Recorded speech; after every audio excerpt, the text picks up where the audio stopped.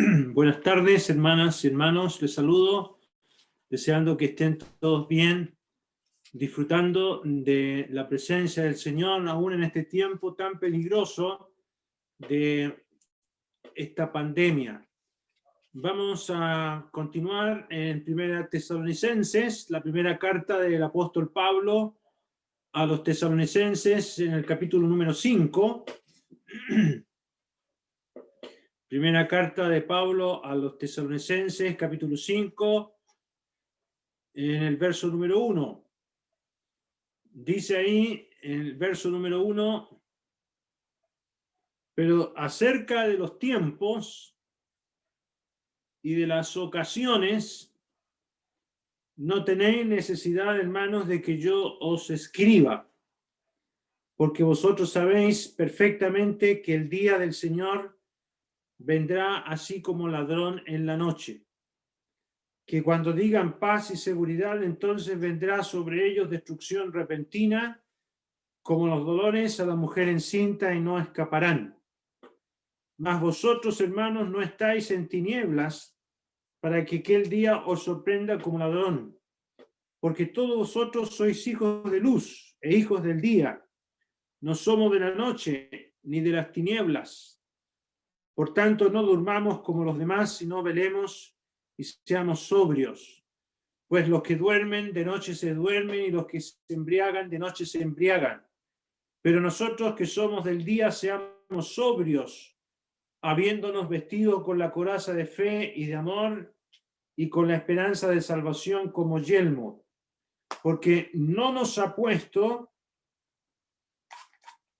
Dios para ira, sino para alcanzar salvación por medio de nuestro Señor Jesucristo, quien murió por nosotros para que ya sea que velemos o que durmamos, vivamos juntamente con Él.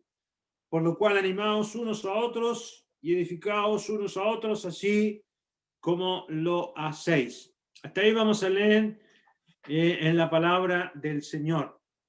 Al igual que el capítulo número 4, esta sección termina también con una invitación en el verso 10 para animarnos unos a nosotros, unos a los otros, y edificarnos unos a otros, así como las 6. Estos tesalonicenses tenían la necesidad de ser animados, habían razones por las cuales estaban desanimados, y el apóstol les enseña a que no se entristezcan como los que no tienen esperanza.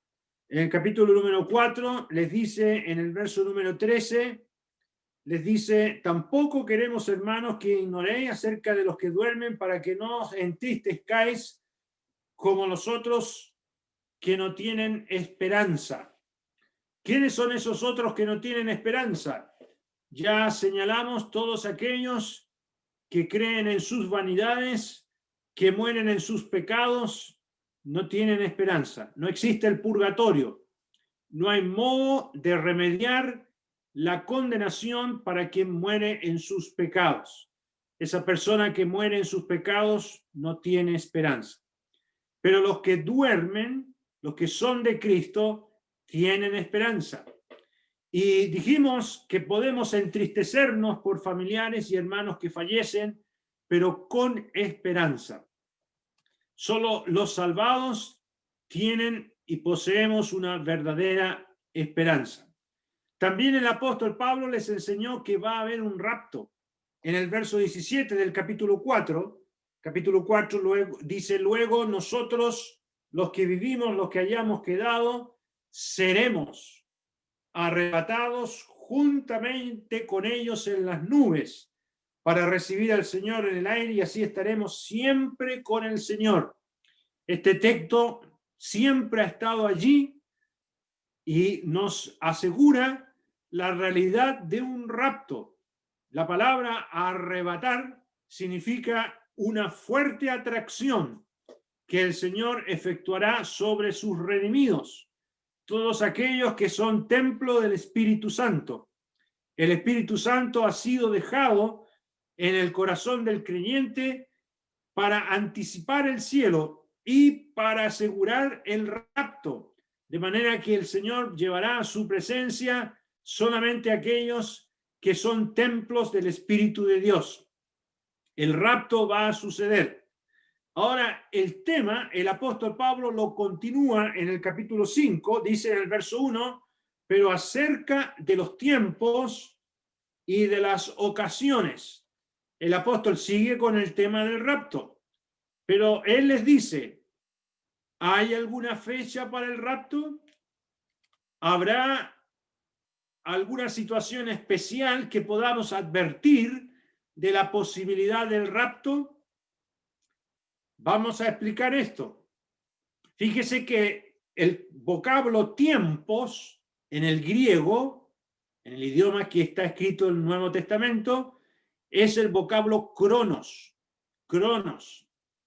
y que se usa para medir la duración de un periodo. No sabemos si será corto o largo. Ya llevamos más de 2000 años. Parece que es bastante largo.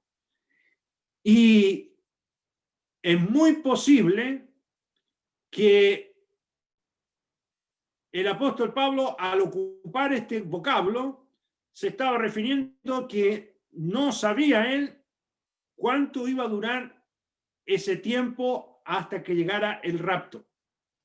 También habló en el versículo 1 del concepto ocasiones. Ahí hay otro vocablo. Y el vocablo griego es kairos. Kairos, con K de kilo, kairos. Y eso es la característica de un tiempo. Y el apóstol dice, nos acerca del tiempo, la duración, y de la característica de ese tiempo, no tenéis necesidad, hermanos, de que yo os escriba. No hay ningún dato al respecto. En pocas palabras, no hay fechas para el arrebatamiento y tampoco hay señales o detalles antes del arrebatamiento. Muchos dicen, bueno, el huracán que ha causado tanto daño en Honduras, en El Salvador y muchos países, como otras plagas y esta misma presente pandemia, generalmente uno dice el Señor ya está cerca, porque piensa que son señales que anticipan el arrebatamiento, pero no hay ni una señal para el arrebatamiento. Las señales para la segunda venida sí existen y tienen que ver con lo que el Señor narró en el Evangelio de Mateo, en lo que él denominó como principio de dolores, guerras, terremotos y pestes. Esos son síntomas de la segunda venida de Cristo, que va a suceder después del arrebatamiento. De manera que esta presente pandemia que estamos viviendo es solamente un canapé, una muestra de lo que viene en el futuro para el mundo. Usted ya sabe que esta pandemia ha puesto de rodillas al mundo entero y los científicos están tratando de encontrar la vacuna efectiva para poder encontrar el antídoto para esta vacuna. Y posiblemente lo van a encontrar. Ya vamos a ver más de eso. Ahora, lo que tenemos que tener claro es que no hay señales, no hay indicación alguna para el arrebatamiento. El Señor pudo haber venido el año 30, el año 50 de la era cristiana, pudo haber venido en el año 1000. En ese periodo de tiempo hubieron muchas plagas. En el año, hace 100 años atrás, hubo una tremenda plaga producto del H1N1. Se contagiaron más de 200 millones de personas y murieron 50 millones de personas. Pero no era una señal del arrebatamiento. De manera que no tenemos indicios, no tenemos fechas, no se sabe cuándo durará esta presente gracia en que el Señor está invitando a todos los pecadores a que se arrepientan. No se detalla el tipo de situación que el mundo va a vivir antes del rapto. No tenemos indicación alguna. A nosotros los seres humanos nos gusta la especulación. Isaac Newton, que era creyente, usted ha escuchado hablar de Isaac Newton, era un buen creyente convertido al Señor. Él llegó a predecir, hizo cálculos, como era matemático, hizo unos tremendos cálculos, que el ocaso del mundo, que el fin del mundo, ocurriría en el 2060. Así calculó él. Pero no vale la pena hacer cálculos. No tenemos fechas.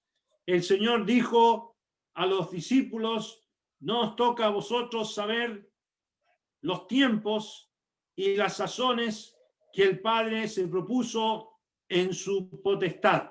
Eso dijo el Señor a sus apóstoles que le preguntaron a él cuándo vendría. Y también el Señor les dijo, pero de aquel día y de la hora nadie sabe, ni aun los ángeles que están en el cielo, ni el Hijo, sino el Padre. Así dijo el Señor.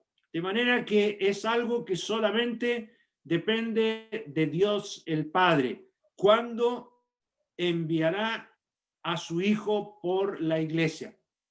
Pero sí hay algunas cosas que yo quiero destacar que sí podemos saber, que son indispensables.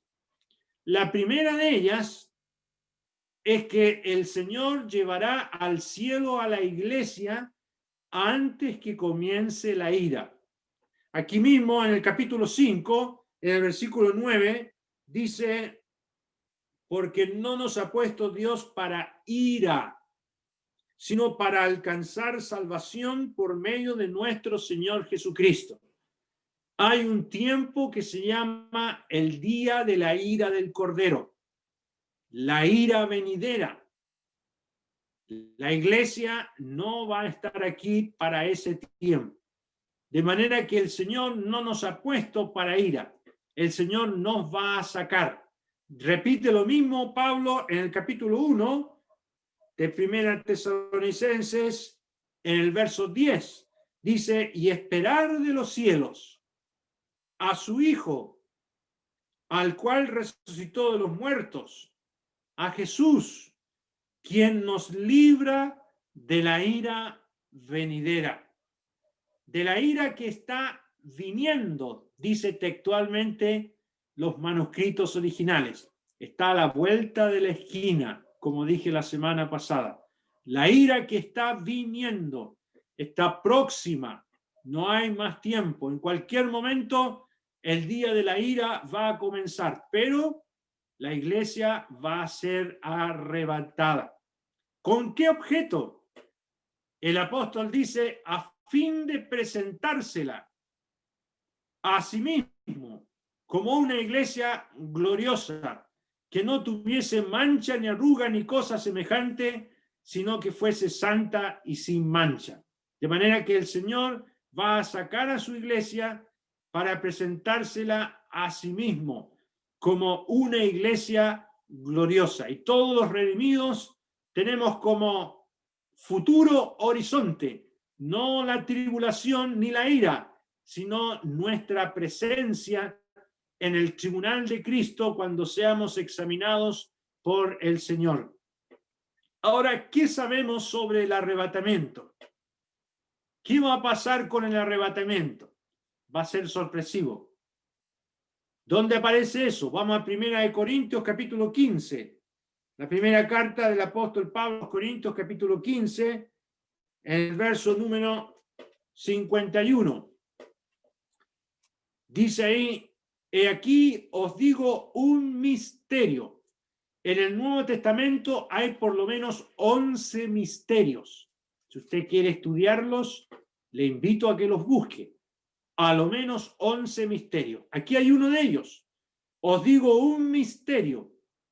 No todos dormiremos, pero todos seremos transformados.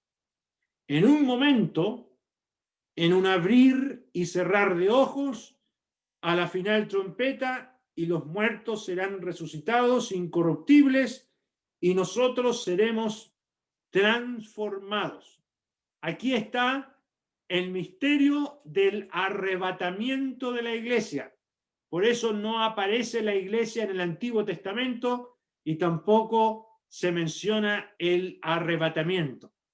Aunque hay en el Antiguo Testamento algunas figuras del arrebatamiento, como lo que pasó con Enoc, séptimo desde Adán, que fue buscado y no fue hallado. Y Dios lo llevó y lo salieron a buscar su esposa, su familia, sus hijos, pero Dios lo llevó. Lo traspuso Dios, dice el libro de Hebreos. Lo mismo va a ocurrir con la iglesia. Y aquí nos dice en el verso 52, en un momento. La palabra ahí es átomo. La palabra momento es átomo. La más pequeña expresión de medida que nosotros conocemos de dimensión de algo. Un átomo. En un átomo, en un abrir y cerrar de ojos, ¿cuánto se demora uno en pestañear? Milésimas de segundo. El arrebatamiento va a ser así, en milésimas de segundos. A la final trompeta, porque se tocará la trompeta y los muertos serán resucitados incorruptibles y nosotros seremos transformados. Todo eso va a ocurrir, como vimos la semana pasada, en el arrebatamiento. Vienen con el Señor los que durmieron en él. Sus cuerpos resucitan y nosotros seremos transformados y arrebatados y nos reuniremos con ellos en las nubes. El arrebatamiento va a ser sorpresivo, en un abrir y cerrar de ojos. De manera que si tú todavía no eres del Señor y eres hijo o hija de creyentes, si el Señor viene hoy día, antes que termine este día, tú no vas a encontrar a tu familia, a tus papás. Yo me acuerdo que una joven me contó que se convirtió por ese miedo.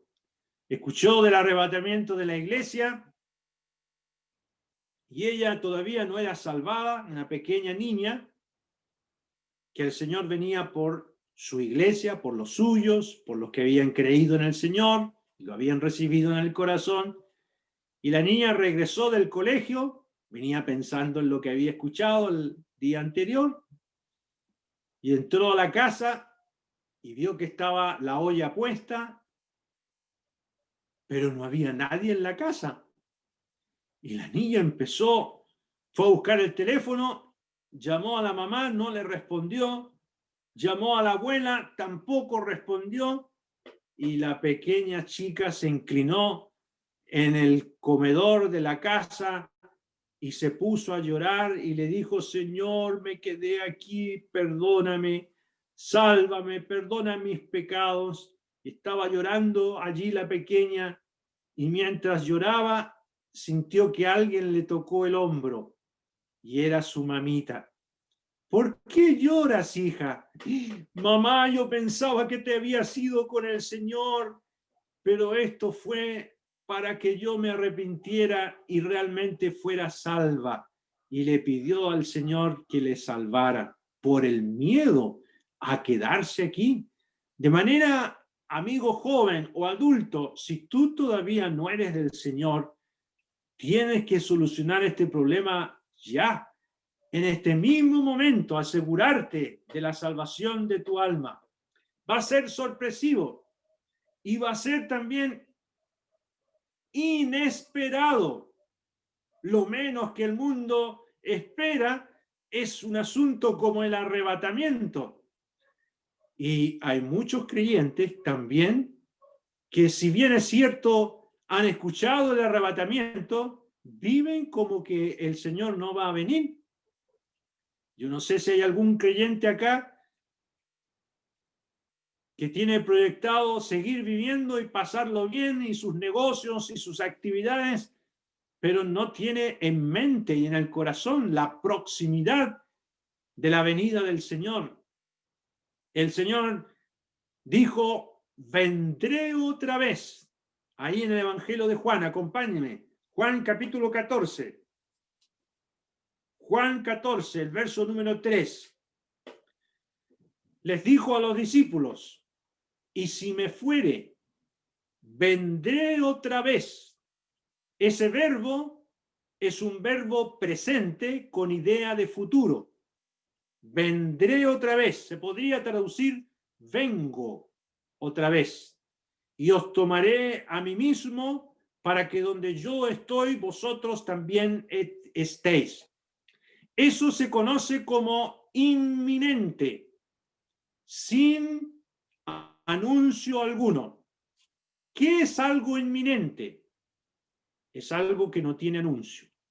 Vengo otra vez.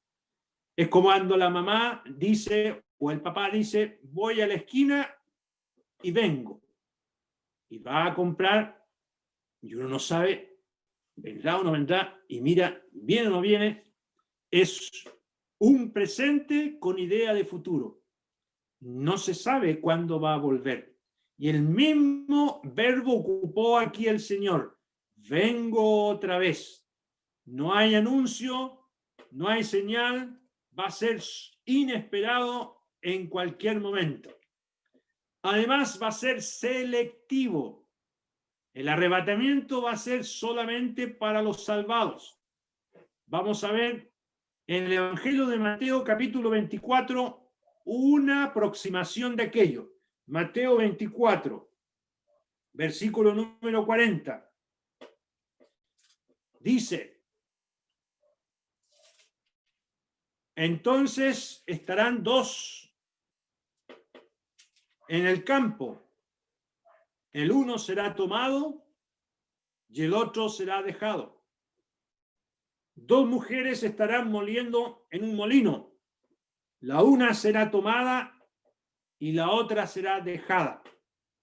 Velad pues, porque no sabéis a qué hora ha de venir vuestro Señor. Es verdad que este episodio se refiere a Israel para el tiempo de la tribulación, pero lo podemos aplicar también ahora. Estarán dos en el campo. El uno será tomado y el otro va a ser dejado. Dos mujeres estarán moliendo en un molino, la una será tomada y la otra será dejada. El que es creyente partirá a la presencia del Señor. El inconverso se va a quedar aquí para la tribulación. Entonces, el arrebatamiento va a ser selectivo. Solamente participarán de él los verdaderos creyentes, no los convencidos. A lo mejor hay aquí con nosotros alguna persona convencida de la verdad, pero no se ha convertido. ¿Eres tú una convencida? ¿Eres tú una persona que dice, sí, esto es realidad, pero todavía no te has convertido? Si estás en esa posición, estás en un grave peligro. Ahora, es muy importante que tengamos entonces la seguridad de la salvación.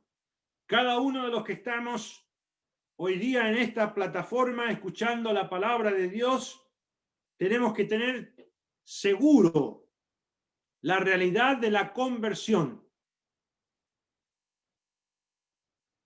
Si no lo tienes, tienes que acudir pronto al Señor. Al Señor le preguntaron, Señor, ¿son pocos los que se salvan? A la gente le gusta la estadística. ¿Cuántos se van a salvar, Señor? ¿Son pocos? Y el Señor les respondió, esforzaos a entrar por la puerta angosta, porque os digo que muchos procurarán entrar y no podrán. Después que el padre de familia se haya levantado y cerrado la puerta y estando afuera, empecéis a llamar a la puerta diciendo, Señor, Señor, ábrenos. Él respondiendo os dirá, no sé de dónde sois. Y el Señor los desconocerá. Y a lo mejor tú, que estuviste escuchando la Biblia, vas a decir, Señor, delante de ti hemos comido y bebido, y en nuestras plazas enseñaste. Y el Señor les dirá, os digo que no sé de dónde sois, apartados de mí, todos vosotros hacedores de maldad. ¡Qué tremenda vergüenza para aquellos que pensaban que eran salvos y no van a participar del rapto o del arrebatamiento de la iglesia! Se van a quedar aquí. La cuestión vital entonces es preguntarse, ¿soy yo un verdadero, una verdadera hija de Dios? ¿Tengo al Señor en mi corazón o solamente soy un convencido? La Biblia dice, en tiempo aceptable te he oído, en día de salvación te he socorrido. He aquí ahora el tiempo aceptable, he aquí ahora el día de salvación. Ahora mismo debería solucionar este asunto tan vital e importante para la eternidad de tu alma. Y este tiempo de bonanza, de gracia, en que el Señor todavía no ha venido, es el tiempo en que Dios puede ser hallado. El profeta escribe, buscad a Jehová mientras puede ser hallado, llamadle, entre tanto está cercano. Ahora es el tiempo aceptable y ahora es que uno puede ser salvo de la ira venidera. Ahora, otra cosa que podemos saber, no sabemos cuándo va a ser la fecha. No sabemos las señales para el arrebatamiento, no hay ninguna. Pero sí sabemos que el tiempo está cerca. Vamos a leer en 1 Corintios capítulo 7. 1 Corintios 7, 29. El apóstol Pablo les dice a los corintios, pero esto digo, hermanos, que el tiempo es corto. Resta pues que los que tienen esposa sean como si no la tuviesen, los que lloran como si no llorasen, los que se alegran como si no se alegrasen, y los que compran como si no poseyesen, y los que disfrutan de este mundo como si no disfrutasen, porque la apariencia de este mundo se pasa. Aquí el apóstol Pablo está escribiendo que el tiempo es corto. Ya no hay más tiempo. Está totalmente estrechado el tiempo de la venida de nuestro Señor. No sabemos cuándo va a suceder, ¿ya? Pero va a ser en breve. En cualquier momento, el Señor está cerca y dice el apóstol Pedro también, el fin de todas las cosas se acerca.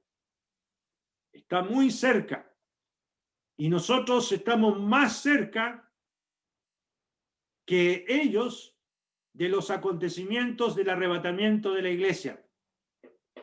Ahora, volvamos a 1 Tesalonicenses capítulo 5, donde estamos leyendo. Dice ahí, en el capítulo 5, versículo 2, porque vosotros sabéis perfectamente que el día del Señor vendrá así como ladrón en la noche. El apóstol le dice, ustedes saben perfectamente lo que es el día del Señor. Ellos no sabían del arrebatamiento, pero del día del Señor sí sabían. El día del Señor no es el arrebatamiento. Hay personas que confunden el día del Señor con el arrebatamiento. No es lo mismo. El día del Señor equivale al día de Jehová del Antiguo Testamento.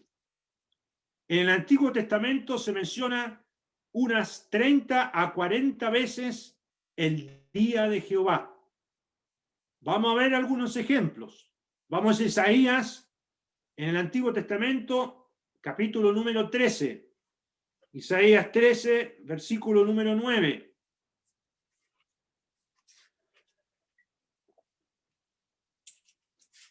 He aquí el día de Jehová viene terrible y de indignación y ardor de ira para convertir la tierra en soledad y raer de ella a sus pecadores.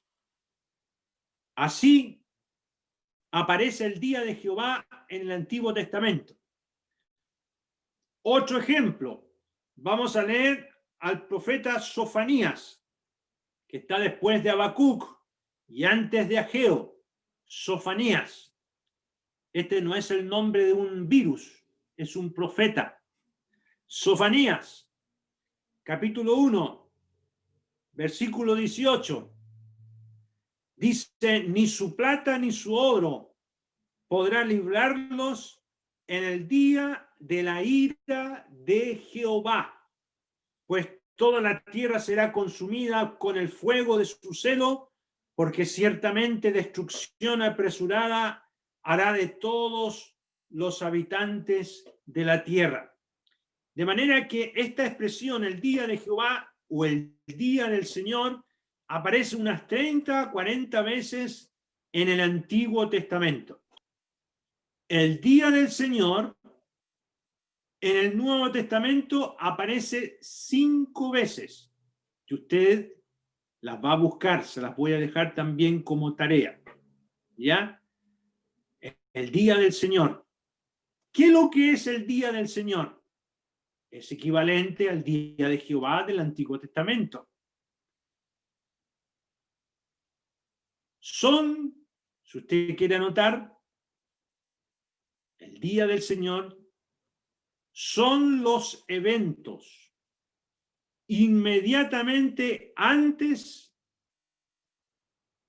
y después de la segunda venida de Cristo. Lo voy a decir de nuevo. El día del Señor son los acontecimientos inmediatamente antes de la segunda venida y los acontecimientos inmediatamente después de la segunda venida del Señor.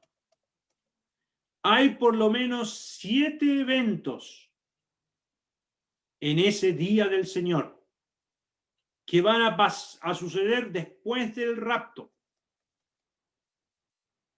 El primero de esos eventos es lo que se llama la apostasía. El segundo de esos eventos, la aparición del hombre de pecado, lo que conocemos como el anticristo. El tercer evento, el comienzo de la tribulación por 7 años. El cuarto evento, la segunda venida de Cristo. Ahí está recién la segunda venida de Cristo. El quinto evento, el milenio. El sexto evento, el juicio del gran trono blanco. Y el séptimo evento, la creación de cielos nuevos y tierra nueva. A lo menos esos 7 eventos tienen que ver con el día del Señor. Hay muchos más dentro de ellos, pero en términos generales o en líneas generales, el día del Señor tiene que ver con los eventos inmediatamente antes de la segunda venida y los eventos inmediatamente después de la segunda venida. Ahora, volvamos a 1 Tesalonicenses capítulo 5 en el verso 2. Dice el apóstol que el día del Señor vendrá así como ladrón en la noche. ¿Quién viene como ladrón en la noche? ¿El Señor? No. El día del Señor. La expresión día del Señor no se refiere a un periodo de 24 horas. Como nosotros sabemos, un día tiene 24 horas. La expresión el día del Señor es un periodo muy largo de más de 1000 años, de juicios. Y se le llama día porque tiene la idea de una ocasión de juicio especial. La ocasión o un periodo concreto de parte de Dios de juicio sobre el mundo. Y vendrá como ladrón en la noche. Nunca el Señor se presenta para la iglesia como ladrón. Nunca. Es para el mundo incrédulo que verá estos juicios del Señor. Juicios divinos que vendrán como un ladrón en la noche. Para la iglesia, el Señor se presenta no como ladrón. Por eso Pablo dice, mas nuestra ciudadanía está en los cielos, de donde también esperamos al Salvador, el Señor Jesucristo. No se presenta como ladrón en la iglesia. Nosotros esperamos al Salvador. Para el mundo incrédulo, el día del Señor será como un ladrón. La metáfora de ladrón la ocupa también Pedro. Vamos, y respecto al día del Señor, vamos a Segunda de Pedro capítulo 3, en el verso 10. Aquí hay otra oportunidad de las 5 que se menciona el día del Señor. Segunda de Pedro 3, 10. Pero el día del Señor vendrá como ladrón en la noche, en el cual los cielos pasarán con gran estruendo y los elementos ardiendo serán deshechos y la tierra y las obras que en ellas hay serán quemadas. Y aquí el apóstol Pedro, ¿qué es lo que está citando? Está citando lo que va a pasar al final del milenio. Por eso dice en el verso 11, puesto que todas estas cosas han de ser deshechas, ¿cómo debéis vosotros andar en santa y piadosa manera de vivir, esperando y apresurando para la venida del día de Dios, en el cual los cielos encendiéndose serán deshechos y los elementos siendo quemados se fundirán? Pero nosotros esperamos, según sus promesas, cielos nuevos y tierra nueva en los cuales mora la justicia.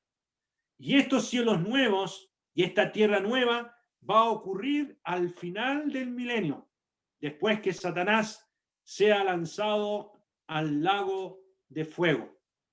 Entonces, el día del Señor vendrá como ladrón en la noche y se presenta así sorpresivamente para los incrédulos, ¿ya?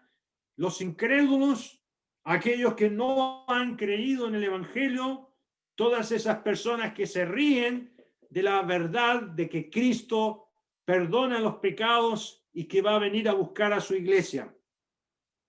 Por eso le dice a los incrédulos, acuérdate pues de lo que has recibido y oído y guárdalo y arrepiéntete, pues si no velas, vendré sobre ti como ladrón y no sabrás a qué hora vendré sobre ti.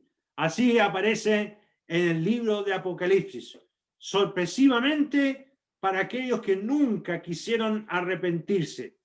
Y siempre que el Señor se presenta como ladrón, se presenta para los falsos creyentes. Vamos a leer en Apocalipsis capítulo 16. Apocalipsis capítulo 16. En el verso 15, he aquí yo vengo como ladrón, bienaventurado el que vela y guarda sus ropas para que no ande desnudo y vean su vergüenza. ¿A quién se está refiriendo? A los falsos creyentes. Viene como ladrón a ellos, a aquellos que no se arrepintieron. Pueden que hayan militado en una religión, pueden que hayan practicado buenas obras, pero no son del Señor. Viven en un doble estándar. El Señor aparecerá así para ellos. Ahora, ¿qué va a ocurrir después del rapto de la iglesia? Volvamos a 1 Tesalonicenses capítulo 5. En el verso número 3, cuando digan, miren lo que van a decir. Esto es lo que el mundo va a decir. Ya terminaron, no sé si oficialmente ya reconocieron al nuevo presidente de Estados Unidos, hay toda una polémica ahí, ¿no es cierto? Cuando digan, el mundo entero, paz y seguridad, entonces vendrá sobre ellos destrucción repentina como los dolores a la mujer encinta y no escapará. ¿Saben? Después del rapto van a venir tiempos muy favorables. Un tiempo de paz mundial y prosperidad sin igual. Van a estar diciendo paz y seguridad. Todo va bien, no hay problema. Ya se fueron esos canutos, ya se fueron estos que hablaban de la ira venidera. Va a haber paz. No hay ni un peligro. El mundo va a decir eso. Paz y seguridad. Como el ingeniero que dijo al capitán del Titanic, así quedó registrado, cuando iban cruzando el océano, el ingeniero del Titanic dijo, ni siquiera Dios puede hundir este barco.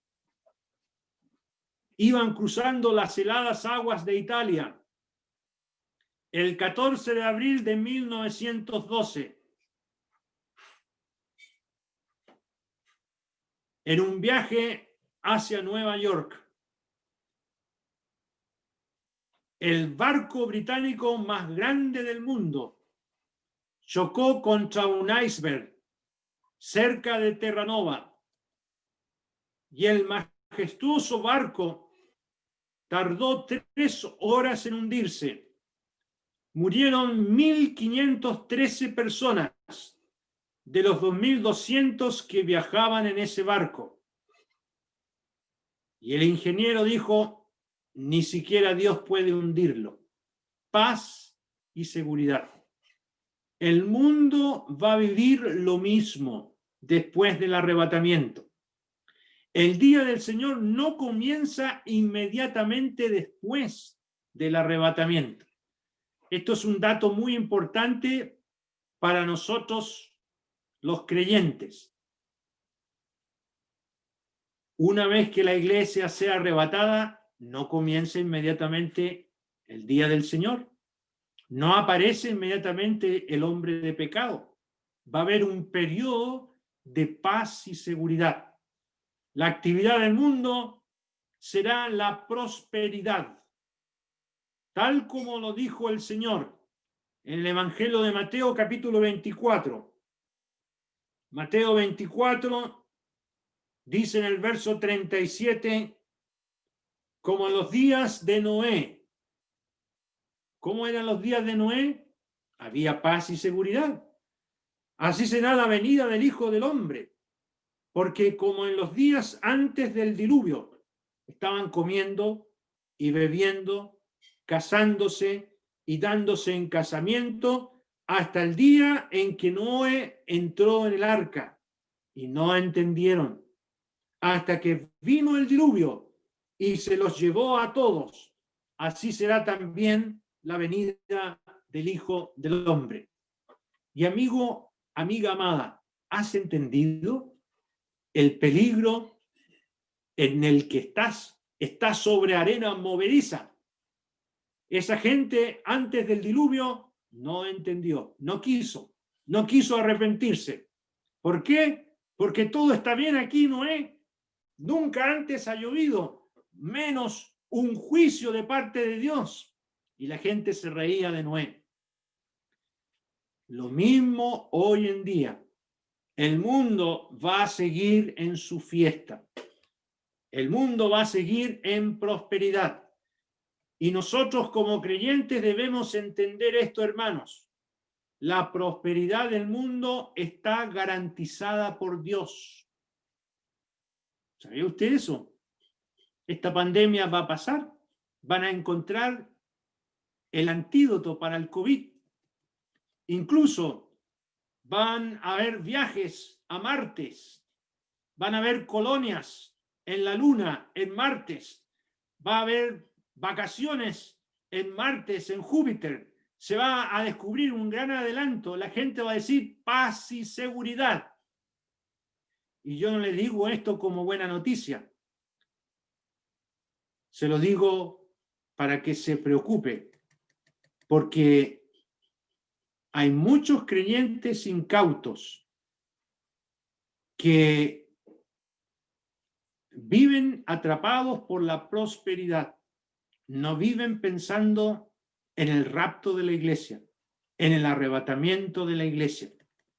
¿Ya? Por eso dice, volvamos a 1 Tesalonicenses 5:4. Mas vosotros, hermanos, no estáis en tinieblas, para que aquel día os sorprenda como ladrón, porque todos vosotros sois hijos de luz, hijos del día. No somos de la noche ni de las tinieblas. Por tanto, no durmamos como los demás, sino velemos y seamos sobrios. Y el apóstol Pablo les dice a los tesalonicenses, cuidado, tesalonicenses, con la prosperidad, con la paz y seguridad. No es normal para un creyente. Nosotros, hermanos, estamos en esta pandemia. ¿Para qué? Para que realmente evaluemos cómo estamos viviendo. Si estamos en medio del confort, la paz y la seguridad, si nos ha ido mejor con la pandemia que antes, algo está mal en la vida espiritual. Es necesario examinarse. Nosotros estamos esperando el regreso del Señor. No durmamos, velemos, estemos atentos, ocupemos el tiempo en lo que podamos, testificando del Señor a amigos y familiares. No perdamos ninguna ocasión. Y si nos tratan de locos, como trataron a Noé, no le dé vergüenza hablar del Señor. No durmamos, seamos sobrios. Dice el verso número 8, pero nosotros que somos del día, seamos sobrios, habiéndonos vestido con la coraza de fe y de amor y con la esperanza de salvación como yelmo. ¿Y qué es lo que era el yelmo en un soldado romano? Era lo que se colocaba en la cabeza, una especie de casco. Era muy importante guardar el mate. Una espada que llegaba en la cabeza, ya la batalla estaba perdida. Y nosotros, hermanos, aquí en la cabeza es donde tenemos que hacer cambios. El diablo manda dardos al creyente para que el creyente se involucre en cosas que no le corresponden. Hay algunos metidos en la política, algunos metidos en opiniones sobre política. No es nuestro mundo. Nosotros tenemos que vivir como ciudadanos del cielo, esperando el eminente regreso del Señor. Y finalmente en el verso 9, lo repetimos, porque no nos ha puesto Dios para ira, sino para alcanzar salvación por medio de nuestro Señor Jesucristo. Nosotros no vamos a estar aquí para el día del Señor. Nosotros vamos a ser sacados. ¿Cuándo va a ser eso? No lo sabemos. ¿Y qué tenemos que hacer mientras tanto? Velar, no dormirnos, estar atentos, remediar cualquier problema que haya que remediar, pedir perdón a quien hayamos ofendido, restaurar cualquier cosa que hemos hecho mal, porque vamos a presentarnos en el tribunal de Cristo para dar cuenta al Señor de lo que hicimos en este cuerpo, sea bueno o sea malo. Y la seguridad de esto, hermanos, que vamos a ser sacados, está en el verso 10. Quien murió por nosotros, para que ya sea que velemos o que durmamos, vivamos juntamente con Él. Ningún creyente va a estar aquí para el día de la ira, porque el Señor murió por nosotros. Ya sea que muramos, partamos a la presencia, o que quedemos aquí velando, dice aquí, vivamos juntamente con Él. No, ningún creyente va a estar aquí para la ira del Cordero. Vamos a vivir juntamente con Él. Seremos sacados, llevados a la presencia del Señor. Y por eso dice el verso 11, por lo cual, animaos unos a otros. Y hermanos, esta sección también termina con una nota de esperanza y de ánimo y entusiasmo de nuestra verdadera esperanza del regreso del Señor Jesucristo por su iglesia. Vamos a orar para terminar. Padre nuestro, queremos agradecerte, nuestro Dios, por la esperanza que tenemos de la pronta venida de tu amado Hijo. Gracias, nuestro Dios, que aquellos eventos del día del Señor vendrán como ladrón en la noche para los incrédulos, para aquellos que no son luz, para aquellos que no son hijos de luz, para aquellos que a lo mejor son convencidos pero no convertidos. Te pedimos, nuestro Dios, que bendiga tu palabra en el precioso nombre del Señor Jesucristo. Amén. Gracias, hermano Camilo, por habernos acompañado una vez más. Y gracias a todos los hermanos y amigos que nos acompañan esta tarde. Estamos muy agradecidos de tenerles con nosotros para disfrutar de la hermosa palabra de Dios y aprender un poquito cada día más de ella. Así que, hermanos y amigos, pueden abrir los micrófonos para saludarse. No sé si el hermano hoy día tiene un tiempecito nuevamente para alguna... Si alguien quiere consultar algo, hermano. Claro. Bueno, si hay algún hermano amigo que tiene alguna duda, puede hacer la consulta al hermano. Así que pueden abrir los micrófonos en cualquier momento.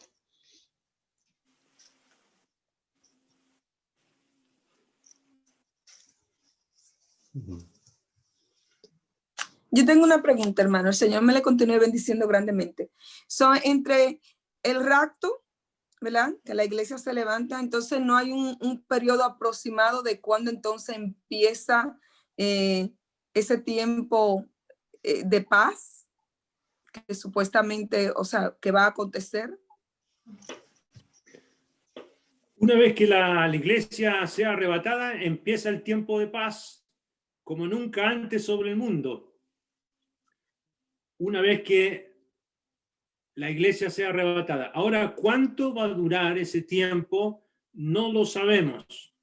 Hay muchos acontecimientos que aparecen en el Apocalipsis que todavía no están sobre la tierra. Por ejemplo, tiene que levantarse Babilonia, que aparece en Apocalipsis capítulo 17. La ciudad, de manera literal, tiene que levantarse. Esa ciudad nunca ha sido levantada desde que fue destruida. Hoy día eso es Irak. De manera que en el mundo musulmán tiene que surgir ese imperio religioso, político y económico que todavía no está sobre la tierra. Es muy probable que comience a existir después que la iglesia sea arrebatada en ese tiempo de paz y prosperidad que va a venir sobre el mundo entero. Ahora, ¿cuánto tiempo va a pasar? No sabemos. La Biblia no nos da ninguna noticia respecto a cuánto va a pasar en ese aparente tiempo antes que aparezca el hombre de pecado y comience la gran tribulación. La tribulación comienza no con el arrebatamiento, sino con la aparición del hombre de pecado. Gracias, hermano.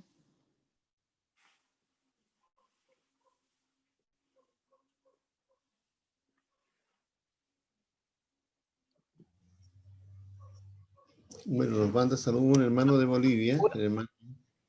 Sí, alguien. Adelante, hermano.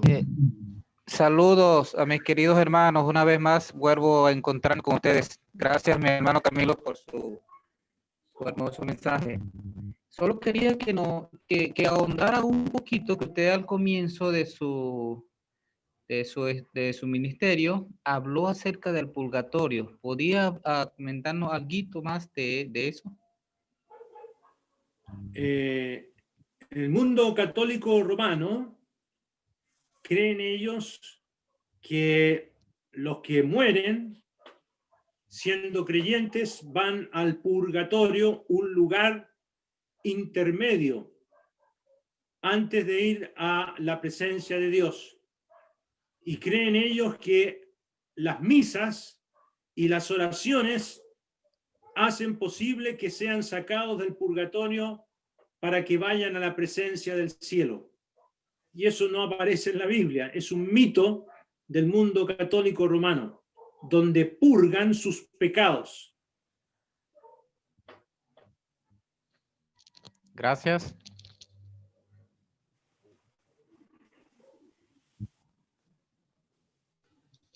Muy bien, muchas gracias, hermanos, por acompañarnos nuevamente. Y creo que no hay más preguntas, quedó todo muy claro, ¿cierto? Las enseñanzas han sido muy claras.